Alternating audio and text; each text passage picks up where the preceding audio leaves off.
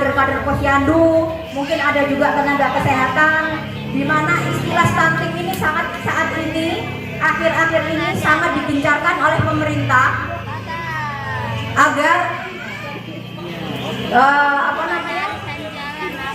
masalah stunting ini bisa diturunkan dan bisa dicegah sedini mungkin.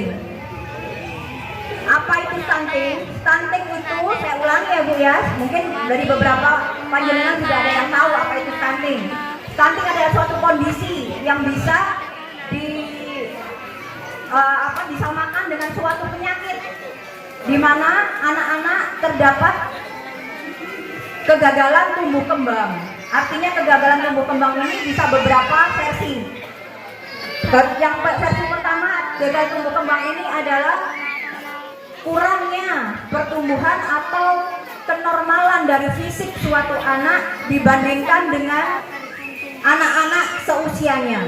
Jadi kalau kita mengukur suatu stunting ini terhadap anak kita adalah dibandingkan dengan anak-anak yang seusia. Jadi sama-sama usia 1 tahun.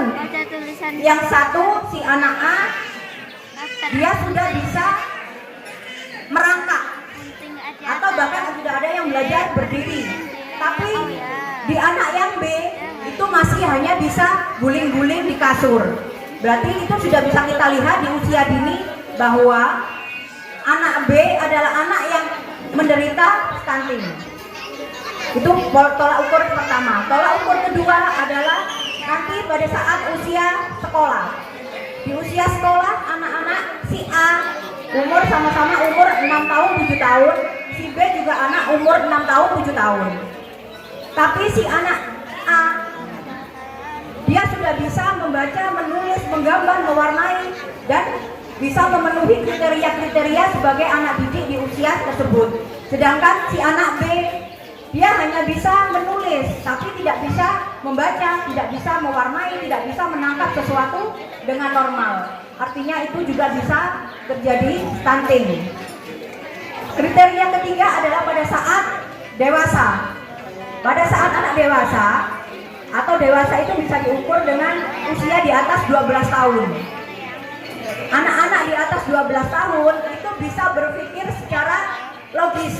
Kalau pada saat anak zaman sekarang, karena media sosial, media elektronik, apa semua itu sudah maju. Jadi kalau dia nanti cara berpikirnya kurang dari teman-temannya, kemungkinan dia ada kekurangan di pola pikir. Dan jangan diremehkan ibu-ibu, kekurangan di pola pikir ini yang akan nanti sangat berpengaruh pada kehidupan masa depannya anak-anak yang menderita stunting. Jadi itu ada 3 tolak ukur untuk stunting. Apa yang harus dilakukan agar stunting ini tidak terjadi pada anak-anak kita? Itu ada beberapa faktor yang harus diketahui. Yang pertama adalah pola makan. Kenapa pola makan ditaruh di nomor 1? Karena pola makan ini sangat-sangat berpengaruh pada tumbuh kembang. Pola makan ini juga dimulai dari pada saat ibu hamil. Jadi pada saat ibu hamil itu Bu, paling penting itu adalah nutrisi. Jadi jangan menyalahkan anakmu kok ngene, lahirnya kok cacat, lahirnya kok enggak normal. Yang disalahkan keturunan, yang disalahkan lingkungan. Padahal yang paling penting adalah nutrisi daripada intake makanan yang dimakan ibu-ibu itu pada waktu kehamilan, mulai usia trimester pertama sampai trimester ketiga, itu yang sangat berpengaruh pada stunting. Yang kedua adalah pola asuh. Bagaimana kenapa kok pola asuh Bu? Karena pola asuh ini juga sangat penting selain pola makan. Karena pertama stunting itu pasti dengan berurusan dengan gizi. Ya, bagaimana kita memberikan pola asuh kita kepada anak kita? Jangan ya, karena zaman sekarang banyak McD, banyak GoFood. Jangan keliru Ibu. Memang itu lebih mempermudah tugas-tugas kita sebagai seorang ibu. Tapi jangan salah Bu.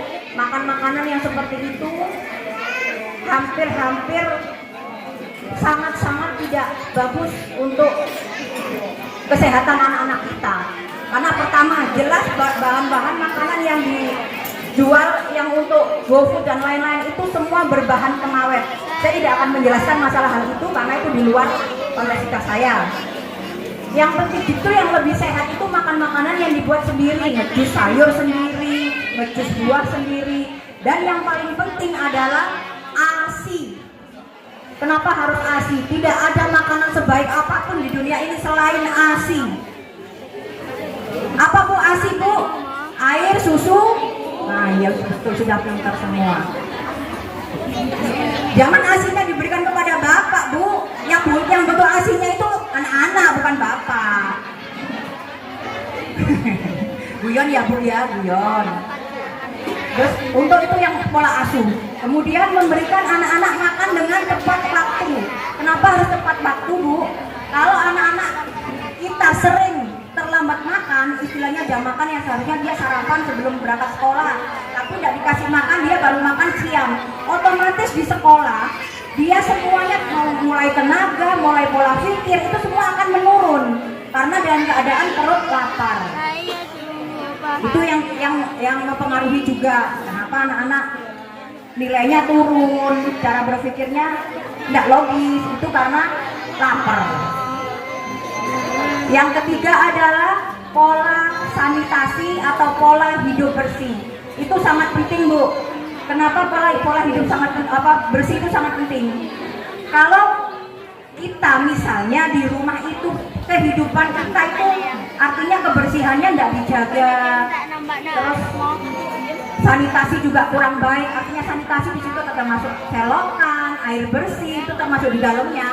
Kalau itu kurang Bu, anak-anak akan rentan timbul penyakit, dan yang berhubungan dengan penyakit karena kurang bersihnya sanitasi adalah infeksi. Dan penyakit infeksi ini Bu, infeksi ini sangat-sangat berpengaruh untuk stunting. Kenapa? Kalau anak kita sering terinfeksi, artinya ya panas, batuk pilek, ada diare, pokoknya semua penyakit yang melibatkan bakteri itu sangat berpengaruh juga ke tumbuh kembang anak Bu. Apalagi kalau sering panas kalau di atas, memang derajat panas untuk anak-anak itu beda Bu, beda-beda. Jadi Anda seorang anak, dia panas 37,5 derajat, dia tidak apa-apa, ngeker, masih bisa main, masih bisa apa, bisa. Tapi ada anak-anak tertentu, dimana kalau dia itu sudah panasnya 37,5 terjadi kejang. Ini yang sangat rentan sekali kejang. Kenapa? Karena kejang berhubungan dengan saraf Bu.